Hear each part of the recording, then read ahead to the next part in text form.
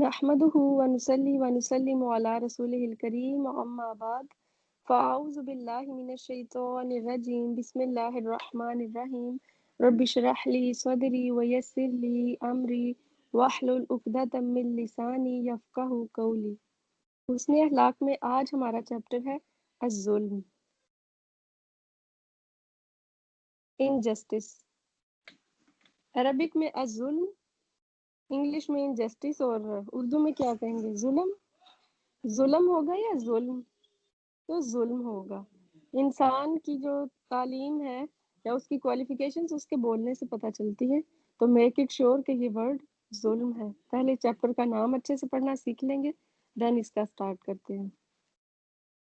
ظلم کی جو ہمیں ڈیفینیشن ملتی ہے، اگر ہم اس کو دیکھیں تو چیزوں کو سمجھنا ہمارے لیے بہت ایزی ہو جائے گا. تو کیا ہے اس کی ڈیفینیشن؟ وضع شیء فی غیر محلی، یعنی رکھ دینا چیزوں کو بے موقع جگہ پر، کسی ایسی جگہ پر چیز کا رکھ دینا کہ جہاں اس کو نہیں ہونا چاہیے تھا.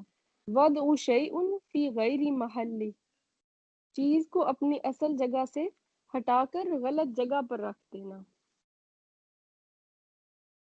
تو اس کا مطلب کیا بنا کہ بے موقع رکھنا، بے وقت بات کرنا، کسی چیز میں کمی کرنا، زیادتی کرنا، حد سے تجاوز کر جانا، یا ہر وہ کام جس کو وقت سے پہلے کیا جائے یا وقت کے بعد کیا جائے وہ سب ظلم کہلائے گا.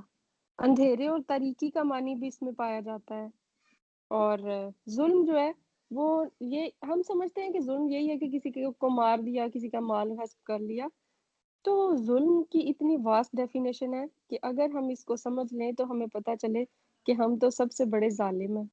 سب سے بڑا ظلم تو ہم اپنی ذات کے ساتھ، پھر اپنے اللہ سبحانہ و تعالیٰ کے ساتھ اور باقی مخلوق کے ساتھ، یعنی جو ہمارے ساتھ رہنے والے لوگ ہیں یا جانور پرندے، ہم تو اپنے ماحول پر بھی ظلم کرتے ہیں. تو خالق کے ساتھ ظلم کیا ہوگا کہ اس کی اطاعت نہ کرنا، اس کا حق ادا نہ کرنا. مخلوق کے ساتھ ظلم کیا ہوگا کہ ان کے حقوق نہ ان کو دینا یا ان کے ساتھ معاملے میں سختی سے پیش آنا. قال اللہ تعالی واللہ لا يهدي القوم الظالمین، سورہ آل عمران 86. اللہ تعالیٰ کا ارشاد ہے اللہ ظالموں کو ہدایت نہیں دیا کرتا. ظالم کون ہوتا ہے؟ ہم نے قرآن میں پڑھ لیا کہ ان الشرک لظلم عظیم، سب سے بڑا ظلم کیا ہے؟ شرک کرنا، اللہ تعالیٰ کی ذات، صفات اور افعال میں دوسروں کو شریک کرنا. قال اللہ تعالی الا لعنت اللہ علی الظالمین، سورہ ہود آیت 18. اللہ تعالیٰ کا ارشاد ہے سنو خدا کی لعنت ہے ظالموں پر. قال اللہ تعالی واللہ لا يحب الظالمین، سورہ آل عمران آیت نمبر 57. اللہ تعالیٰ کا ارشاد ہے اللہ تعالیٰ ظالموں سے محبت نہیں کرتا، یعنی جو ظلم کرتا ہے وہ کیا نقصان کرتا ہے اپنا کہ اللہ کی محبت سے محروم ہو جاتا ہے. قال اللہ تعالی الا ان الظالمین فی عذاب مقیم، سورۃ الشورى آیت نمبر 45. اللہ تعالیٰ کا ارشاد ہے خبردار رہو ظالم لوگ مستقل عذاب میں ہوں گے، یعنی ایسا عذاب ہوگا کہ جو کبھی ٹلنے والا نہیں، جس میں کبھی کوئی بریک نہیں آئے گی. قال اللہ تعالی ما للظالمین من حمیم ولا شفیع یطاع، المؤمن آیت نمبر 18. اللہ تعالیٰ کا ارشاد ہے ظالموں کا نہ کوئی مشفق دوست ہوگا اور نہ کوئی سفارش کرنے والا جس کی بات مانی جائے. تو ان ساری آیات سے کیا پتہ چلتا ہے کہ ظلم بہت ہی ایک گھناؤنا جرم ہے، اور ظلم ہم اپنے ساتھ بھی کرتے ہیں، اپنے اللہ کے ساتھ بھی کر جاتے ہیں، اور اپنے ساتھ رہنے والے لوگوں کے ساتھ بھی. تو ظلم کی بہت ساری اگزامپلز ہیں، جیسے ہم نے پڑھا کہ اپنی حد کو پار کر جانا، اور دوسروں کی زندگی میں انٹرفیئر کرنا، اور دوسروں کے ساتھ ظلم کی تو اتنی ساری اقسام ہے، جیسے کسی کو فزیکل ٹارچر کرنا یا مینٹلی ٹارچر کرنا، وہ بھی اس میں آ جائے گا. کسی کی جان لے لینا، کسی کو مارنا، ایون کسی کو اس کی کیپیسٹی سے زیادہ کام اسائن کر دینا. جیسے ہم اپنے ملازموں سے کہیں آج دن بھر رات تم نے دن کو یہ کرنا ہے اور رات کو یہ کرنا ہے، تو یہ کیا ہوگا کہ طاقت سے زیادہ اس سے کام لینا یہ بھی ظلم کی ایک قسم ہو جائے گی۔ اسی طرح ہم دوسروں کے ایموشنز کا خیال نہیں رکھتے، ان کو کہہ دیتے ہیں تمہارا رنگ بڑا کالا ہے، تم کپڑے بڑے گھٹیا پہنتی ہو، یا پھر تمہارے بچے بڑے بدتمیز ہیں، کچھ اس طرح کی باتیں کہ جس سے دوسروں کے ایموشنز جو ہیں وہ مجروح ہو جاتے ہیں۔ تو ہم فزیکلی بھی اور مینٹلی بھی جو ٹارچر کرتے ہیں اپنی باتوں کے ساتھ یا اپنے فزیکل ایکشنز کے ساتھ، تو وہ سارا کچھ ظلم میں آ جائے گا۔ اسی طرح دوسروں کے ساتھ ظلم میں کیا آ جاتا ہے، کسی پر طنز کرنا، مذاق اڑانا کسی کا، کسی پر الزام لگانا، گالی دے دینا، ان کی انسلٹ کرنا، غیبت چغلی بھی اس میں آ جائے گا۔ کسی کو لیٹ ڈاؤن کرنے کی کوشش کرنا، کسی کی کوئی ویکنس ہے تو اس کو اچھالنا شروع کر دینا کہ ہاں جی مجھے پتا ہے کہ آپ کے ہاں تو ایسا ہوتا ہے، یا آپ تو فیل ہو گئی تھی، یا ایسا اور ویسا۔ اور ایون ہم اپنے ماں باپ کے ساتھ بھی ظلم کر جاتے ہیں۔ ماں باپ کے ساتھ ظلم کیا ہوگا کہ ان کا حق ادا نہ کرنا، ان کے لیے دعا نہ کرنا۔ اچھا، ہم بہت زیادہ حقوق کی بات کرتے ہیں، تو وہ حقوق کون سے ہوتے ہیں؟ ہمارے ذہن میں صرف ہمارے ہی حقوق کی بات ہوتی ہے کہ مجھے میرا حق ملنا چاہیے، تو یہ بھی ظلم ہے کہ دوسروں سے تو اپنا حق لے لیا جائے اور دوسروں کا حق مار دیا جائے۔ یعنی جب لینے پہ آئیں تو خوب خوب ہمیں اپنے حقوق یاد ہوں، لیکن جب دوسروں کو دینے کی باری آئے تو پھر ہم کیا کریں کہ نہیں، ایسا تو پاسبل نہیں ہے۔ تو ظلم جو ہے وہ عدل کی ضد ہے، یعنی یہ اس کا اپوزٹ ہے۔ تو اگر کوئی عدل کرنا چاہتا ہے، عادل بننا چاہتا ہے، تو اسے ظلم سے بچنا ہوگا۔ اچھا، اصل میں بات یہ ہے کہ حقوق میں بیلنس رکھنا جو ہے نا وہ بہت امپورٹنٹ ہے۔ لائک ہمارے گھر میں ہمارے ساتھ بہت سے لوگ رہ رہے ہوتے ہیں، جیسے ایک طرف آپ کے ہسبینڈ ہے، دوسری طرف آپ کے ماں باپ ہیں، یا اگر ہسبینڈ کی لائف کو دیکھا جائے تو ایک طرف اس کے پیرنٹس ہیں، دوسری طرف اس کی بیوی ہے۔ کبھی ایسا ہو جاتا ہے کہ اس طرف سے کوئی بیوی بات کر رہی ہوتی ہے، دوسری طرف سے ماں بات کر رہی ہوتی ہے، اور دونوں کہتی ہیں کہ میرا آپ پر سب سے زیادہ حق ہے۔ اور اگر حدیث کی روح سے بھی دیکھا جائے تو ایسا ہی ایک حدیث میں آتا ہے کہ تم میں سب سے بہتر وہ ہے جو اپنی بیوی کے حق میں بہتر ہے، اور ایک دوسری حدیث سے ہمیں یہ پتہ چلتا ہے کہ تم میں سب سے بہتر وہ ہے کہ جو اپنی ماں کے حق میں بہتر ہے۔ تو اگر دونوں حدیث کو اٹھا کر بیوی جو ہے وہ اپنی حدیث مرضی کی اٹھا لے اور ماں اپنی، تو اس طرح کھینچا تانی لگ جائے گی۔ تو حقوق میں بیلنس نہ رکھنا بھی ظلم ہے۔ تو وہ بیلنس کس طرح سے قائم رکھنا ہے اور ظلم سے کس طرح بچنا ہے، یہ ہم نے سیکھنا ہے انشاءاللہ۔ اور حدیث ہم سٹارٹ کر لیتے ہیں۔ حدیث نمبر 14 ہے، عن ابی ذر قال قال رسول اللہ صلی اللہ علیہ وسلم فيما يروي عن ربه عز وجل إني حرمت على نفسي الظلم وعلى عبادي فلا تظالموا، رواہ مسلم کتاب البر والصلہ۔ سیدنا ابو ذر رضی اللہ تعالیٰ عنہ روایت کرتے ہیں کہ رسول اللہ صلی اللہ علیہ وآلہ وسلم نے اپنے رب سے یہ نقل کیا۔ تو اس کا کیا مطلب ہے کہ جب نبی صلی اللہ علیہ وآلہ وسلم کے بارے میں یہ کہا جائے کہ انہوں نے اپنے رب سے نقل کیا، اس حدیث کو کیا کہتے ہیں؟ کوئی بتائے گا آپ میں سے؟ وہ حدیث کے جس میں اس طرح کے الفاظ آئیں کہ نبی صلی اللہ علیہ وآلہ وسلم نے اپنے رب سے نقل کیا، تو اس حدیث کو کیا کہتے ہیں؟ حدیث کیا ہم نے تعارف پڑھ لیا تھا سٹارٹ میں، کون بتائے گا؟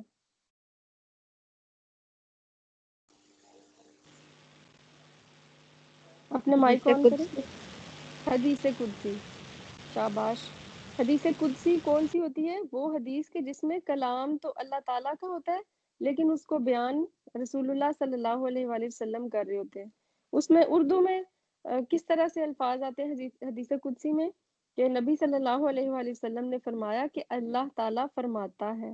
تو یہاں کس طرح سے ہم پڑھ رہے ہیں کہ رسول اللہ صلی اللہ علیہ وسلم نے اپنے رب سے نقل کیا، یعنی یہ بات جو ہے یہ اللہ تعالیٰ کی ہے کہ میں نے اپنے نفس پر ظلم کو حرام کیا اور اپنے بندوں کے مابین بھی اسے حرام قرار دیا، تو تم آپس میں ظلم نہ کرو۔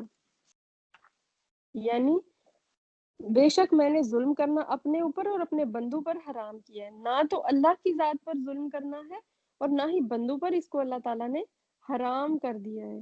تو اللہ کے ساتھ ظلم کی کیا ہم نے ابھی ڈیفینیشن پڑھی، کیا ایگزامپلس ہم نے دیکھی کہ اللہ تعالیٰ کا حق ادا نہ کرنا، اس کی اطاعت کی جو ذمہ داریاں ہمارے اوپر عائد ہوتی ہیں، فرائض اور نوافل، ان کو اچھے سے نہ کرنا، تو یہ اللہ تعالیٰ کے ساتھ بھی ظلم ہو جائے گا، اور بندوں کے ساتھ ظلم کی بھی ہم نے کافی ساری ایگزامپلس دیکھ لی۔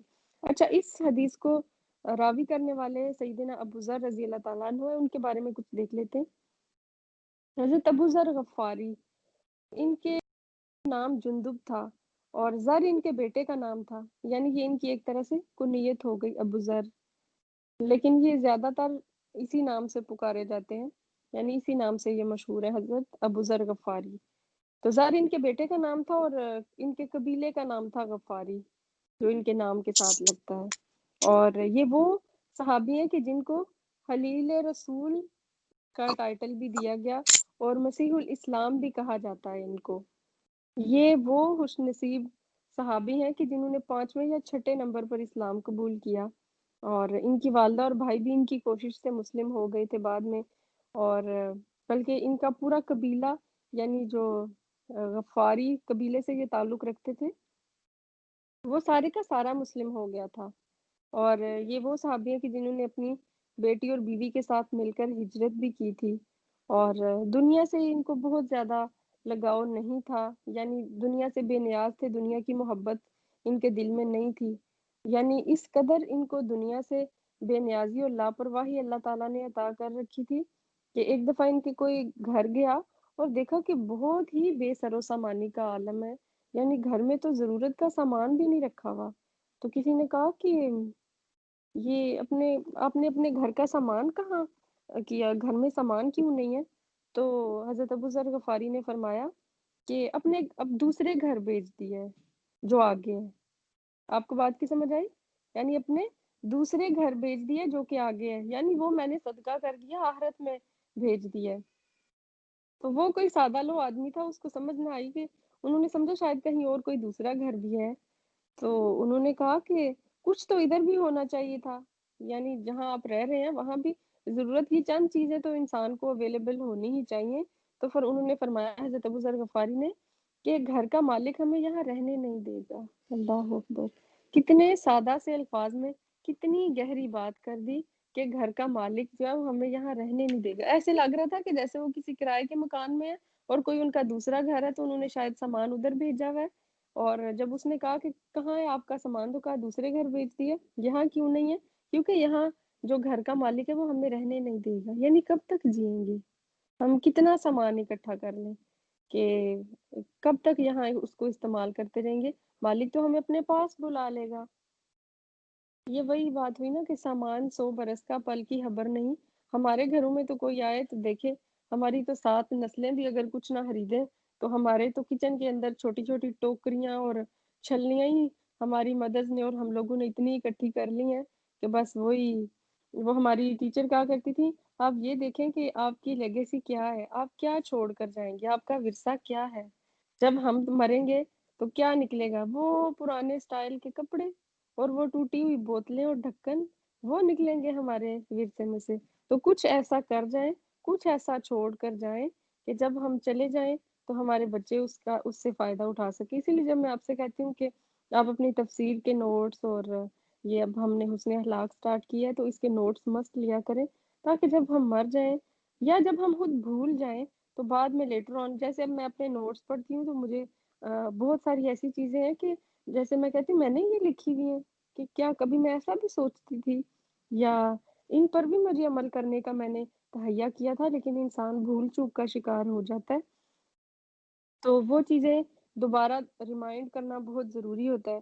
اور جب ہم مر جائیں گے تو چلے کوئی ہمارا بچہ یا کوئی گزرنے والا یا کوئی دیکھنے والا اس ڈائری کو اٹھا کر دیکھے اور شاید پڑھے، تو یہ چیز ہمارے لیے صدقہ جاریہ بن جائے، اس لیے نوٹس ضرور لکھا کریں۔ تو ظلم کی ہم مزید کچھ دیکھ لیتے ہیں کہ کس کس طرح سے ہم اپنی زندگیوں میں ظلم کرتے ہیں۔ تو اصل میں جیسے میں نے پہلے بات کی کہ بیلنس رکھنا لائف میں یہ بہت امپورٹنٹ ہے۔ جب ہم چیزوں میں بیلنس نہیں رکھتے، چیزوں کو رانگلی پرائورٹائز کر لیتے ہیں، تو پھر وہ وہاں ظلم ہو جاتا ہے۔ یعنی آپ کہہ لیں کہ عدم توازن جو ہے نا، یہ ہمیں ظلم کی طرف لے جاتا ہے۔ اور عدم توازن یہ تو اسلام میں منع ہے، جیسے ہم سورۃ الرحمن میں کیا پڑھتے ہیں کہ اللہ تطغوا فی المیزان، اللہ نے جو میزان قائم کیا ہے اس کو خراب مت کرو۔ اللہ تعالیٰ نے ہر چیز کو ایک بیلنس پہ رکھا ہے، آپ پوری کائنات کا نظام دیکھ لیں، اپنے باڈی فنکشنز کو دیکھ لیں، ہر چیز کا اللہ تعالیٰ نے ایک طریقہ سیٹ کر دیا، اس کا ایک وقت متعین کر دیا ہے، تو جب ہم اس کو سپوائل کرتے ہیں تو وہاں ظلم ہوتا ہے۔ دیکھیں جیسے اللہ تعالیٰ نے ہمیں بولنے کی صلاحیت دی، ہم کتنا، اللہ تعالیٰ نے ہمیں یہ ایبیلٹی دی کہ ہم اتنے خوبصورت، ہمیں آواز دی، اتنے اچھے الفاظ دیے، ہمیں لینگویج آتی ہے، تو اگر ہم اس کو نرمی سے بات کرنے کی بجائے ہر وقت چیختے چلاتے گالی گلوچ کرتے رہیں گے تو یہ کیا ہو جائے گا؟ یہ ظلم ہو جائے گا۔ اللہ نے آپ کو ایک اتنی اچھی ایبیلٹی دی تو اپنی آواز کو دھیما رکھنا ہے، آہستہ رکھنا ہے۔ ہم پیچھے نرمی کا چیپٹر بھی پڑھ چکے ہیں، تو اپنی صرف اگر آپ غلط بات نہیں بھی کر رہے، اپنی آواز اونچی کر رہے ہیں تو یہ بھی کیا ہو جائے گا؟ دوسروں پر ظلم ہو جائے گا، آپ کی وجہ سے کسی کو کوئی تکلیف مل رہی ہے۔ اسی طرح سے اپنی ذمہ داریاں ادا نہ کرنا، یہ بھی ظلم ہے۔ یعنی آپ کو ایک کام اسائن کر دیا گیا ہے تو آپ اگر اس کو نہیں کر رہے تو یہ بھی ظلم ہی ہے۔ یعنی ظلم عدل سے ہٹنے کا نام ہے۔ اور اسی طرح ہم دوسروں کے ساتھ اور کس طرح سے ظلم کرتے ہیں، یعنی کوئی بڑا امپورٹنٹ کام کر رہے ہیں، ہم جاتے ہیں اور اس کو جا کر باتوں میں لگا لیتے ہیں۔ ہو سکتا ہے کسی کا کل ایگزام ہو، یا اس نے کوئی اپنی نماز وغیرہ کا یا قرآن کا لیسن یاد کرنا ہو، تو ہم جا کر کوئی لمبی لمبی کہانیاں سنانا شروع کر دیتے ہیں۔ اس میں بات صرف ایک یا دو سینٹینس سے زیادہ امپورٹنٹ نہیں ہوتی، ہم اتنی لمبی لمبی تمہید باندھیں گے، وقت ضائع کریں گے اپنا بھی اور ساتھ دوسروں کا۔ مطلب ہم نے یہ سمجھ لیا کہ صرف مال اور عزت چھین لینا کسی کی یا کسی کو مار دینا زیادتی ہے، وقت ضائع کرنا گویا ہمارے نزدیک تو کوئی ظلم ہے ہی نہیں۔ تو جب ہم خود بھی غیر ضروری چیزوں میں پڑ جاتے ہیں اور دوسروں کو بھی ایسی چیزوں کی دعوت دیتے ہیں، یعنی ہم غیبت چغلی میں اور اس طرح کے افسانے اور لٹریچر میں اور رسالے پڑھنے میں اور کہانیوں میں جب اپنا ٹائم لگا دیتے ہیں، تو کیا ہوتا ہے؟ ہماری زندگی اپنی نہ صرف ضائع ہو رہی ہوتی ہے بلکہ ہم دوسروں کے بھی نقصان کا باعث بن رہے ہوتے ہیں۔ تو ظلم کی جتنی بھی ڈیفینیشنز آج ہم نے پڑھی، ہم نے اپنا جائزہ لینا ہے کہ ان میں سے کون سی قسم کا ظلم ہے کہ جو کہیں میں تو نہیں کر رہی اپنے ساتھ، اپنے رب کے ساتھ، یا پھر میرے ساتھ جو رہنے والے لوگ ہیں ان کے ساتھ۔ تو ہماری کیا اسائنمنٹ ہے کہ ہم نے اپنی زندگی میں بیلنس لانے کی کوشش کرنی ہے اور دیکھنا ہے کہ ہم کس کے ساتھ ظلم کر رہے ہیں۔ اور اب جب کہ ہم نے ڈیفینیشن پڑھ لی ہے ظلم کی، اب تو اور زیادہ ظلم کا جو کانسیپٹ ہے ہمارے ہاں کلیئر ہو جانا چاہیے ہمارے دلوں میں، تو اب اپنا جائزہ لینا بھی آسان ہو جانا چاہیے۔ یعنی اب ہم اس سے پہلے کہ کوئی ہمیں کہے کہ تم نے یہ زیادتی کر دی ہے، تو ہمیں خود ہی اپنا آپ کلیئر کر لینا ہے، یعنی اپنا محاسبہ خود کر لینا ہے اس سے پہلے کہ کوئی ہمارا محاسبہ کرے۔ آگے والی حدیث بھی دیکھ لیتے ہیں، حدیث نمبر 15، عن ابی ہریرہ یقول قال ابو القاسم من اشار الى اخیہ بحدیدۃ فإن الملائکہ تلعنہ حتی یدعہ وإن کان اخاہ لأبیہ وأمہ، رواہ مسلم کتاب البر والصلہ۔ سیدنا ابو ہریرہ رضی اللہ تعالیٰ عنہ سے روایت ہے کہ ابو القاسم کون ہے؟ نبی صلی اللہ علیہ وآلہ وسلم۔ انہوں نے فرمایا جو کوئی اپنے بھائی کی طرف لوہے سے اشارہ کرے اس پر فرشتے لعنت کرتے ہیں جب تک کہ اس سے باز نہ آ جائے اگرچہ وہ اس کا سگا بھائی ہو۔ اللہ اکبر! یعنی جو کوئی اپنے بھائی کی طرف لوہے سے اشارہ کرے، لوہے کی چیز کیا ہو سکتی ہے؟ کوئی چھری ہے، کانٹا، چمٹا، کوئی مختلف قسم کے ٹولز ہو سکتے ہیں۔ تو جس نے اپنے بھائی کے ایسے اس کو اشارہ کیا، جیسے ہم اکثر مذاق میں ایسے کرتے ہیں نا، نائف اٹھاتے ہیں فروٹ ہم کھانے کے لیے، تو ہم کیا کرتے ہیں پاس بیٹھے کو ایسے نائف دکھاتے ہیں، یا اگر کوئی بولے کہ نائف پکڑا دے تو اس کو نائف بھی ایسے ہی پکڑا دیتے ہیں کہ اس کی جو نوک ہوتی ہے تیز والی دھار وہ ہم اس کے ہاتھ میں تھمانے کی کرتے ہیں۔ تو کیا ہوگا کہ اکثر ایسا ہوتا ہے کہ انسان مذاق کر رہا ہوتا ہے، کسی کی طرف کوئی کانٹا یا چھری پھینکتا ہے مذاق سے، یا اس کو دکھا رہا ہوتا ہے، ڈرا رہا ہوتا ہے، تو شیطان کیا ہوتا ہے وہ چلوا دیتا ہے۔ اکثر آپ نے نیوز پیپر میں سنا ہوگا کہ اس نے ہتھیار اٹھایا، چھری اٹھائی، گن اٹھائی تو غلطی سے چل گئی، سگے بھائی نے سگے بھائی کی جان لے لی، یا ماں باپ میں سے کسی نے اپنے ہی بچے کی، یا بچے نے ماں باپ کی جان اس طرح سے لے لی۔ تو بات یہ ہے کہ ہماری نیت تو یہ نہیں تھی، تو شیطان تو ہر وقت ہمارے ساتھ لگا ہوا ہے۔ تو ایٹیکیٹس کیا ہے کہ جب ہم سے کوئی چھری کانٹا یا کچھ ایسی چیز مانگے تو اس کو ہینڈل والی سائڈ پکڑائیں، یعنی اگر نائف کسی نے آپ کو مانگی ہے تو اس طرف سے پکڑائیں کہ جو جہاں سے پکڑ کر آپ خود کٹنگ کرتے ہیں وہ والی سائڈ نہ پکڑائیں کہ جو کاٹتی ہے۔ یہ مینرز میں سے بھی آتا ہے، اور یہ چھوٹی چھوٹی چیزیں دیکھیں کہ حسن اخلاق میں کتنی اللہ تعالیٰ نے اور نبی صلی اللہ علیہ وآلہ وسلم کے ذریعے سے ہمیں ایسی چھوٹے چھوٹے ایٹیکیٹس پتہ چلتے ہیں کہ اگر ہم ان کو فالو کریں تو ہم کتنے سویلائزڈ اور اچھے بن جائیں، اور ہمارا اخلاق کتنا اچھا ہو جائے، اور ہمارا گھر کتنا پیسفل ہو جائے۔ تو جو کوئی اپنے بھائی کی طرف لوہے سے اشارہ کرے اس پر فرشتے لعنت کرتے ہیں جب تک کہ اس سے باز نہ آ جائے، اگرچہ وہ اس کا سگا بھائی ہو۔ یعنی چاہے آپ کا سگا بھائی ہے تو اگر آپ اس کی طرف کسی لوہے کی چیز کے ساتھ، کسی کانٹے چھری کے ساتھ، یا کوئی بھی اور جو ٹولز ہو سکتے ہیں جیسے کوئی اسکرو ڈرائیور ہو سکتا ہے یا کچھ، اس کے ساتھ اشارہ کرتے ہیں تو فرشتے اس پر لعنت کرتے ہیں جب تک کہ وہ اس کام سے باز نہ آ جائے۔ تو یہ بھی ایک طرح سے ظلم ہی میں آتا ہے کہ آپ کسی کو اس طرح سے ڈرائیں یا اس طرح سے کوئی نقصان دہ چیز پکڑائیں۔ تو اسائنمنٹ ہماری کیا ہے؟ ہم نے اپنا جائزہ لینا ہے کہ کہاں ہم دوسروں کے ساتھ زیادتی کر رہے ہیں، اس سے بچنے کی کوشش کرنی ہے۔ اور اگر ہم دوسروں کے ساتھ نہیں تو اپنے ساتھ بھی دیکھیں کہ اپنے ساتھ میں کہاں ظلم کر رہی ہوں۔ اپنے ساتھ ظلم کیا ہوگا کہ اپنی عبادات اور فرائض کو اچھے سے ادا نہ کرنا، یا اپنی ڈائٹ اچھی نہ لینا، یا بہت زیادہ کھانا، یہ بھی اس میں آ جائے گا۔ ایک تو ہوتا ہے نا کہ کم کھانا، دوسری طرف اگر دیکھیں تو بہت زیادہ کھانا بھی اپنے ساتھ زیادتی کرنے کے مترادف ہوتا ہے۔ جنک فوڈ کھاتے چلے جانا، اور بس کھانا شروع کیا تو ہاتھ رک ہی نہیں پا رہا، تو یہ ساری چیزیں اپنے ساتھ بھی زیادتی میں آ جائیں گی۔ تو ہم نے ظلم سے بچنے کی اس پورا ویک کانشیس کوشش کرنی ہے۔ ہم نے اللہ کے ساتھ، اپنے ساتھ، اور اپنے ساتھ رہنے والوں کے ساتھ، سب کے ساتھ ظلم سے اپنے آپ کو بچا کر رکھنا ہے، اور جہاں کوئی ظلم کر بھی رہا ہو تو اس کو بھی روکنا ہے۔ حدیث میں آتا ہے کہ اپنے بھائی کی مدد کرو چاہے وہ ظالم ہو یا مظلوم۔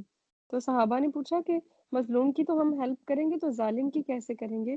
تو فرمایا کہ اس کو ظلم سے روک کر، یعنی نہ صرف ہم نے خود ظلم سے رکنا ہے بلکہ دوسروں کو بھی روکنا ہے انشاءاللہ۔ وآخر دعوانا ان الحمد للہ رب العالمین۔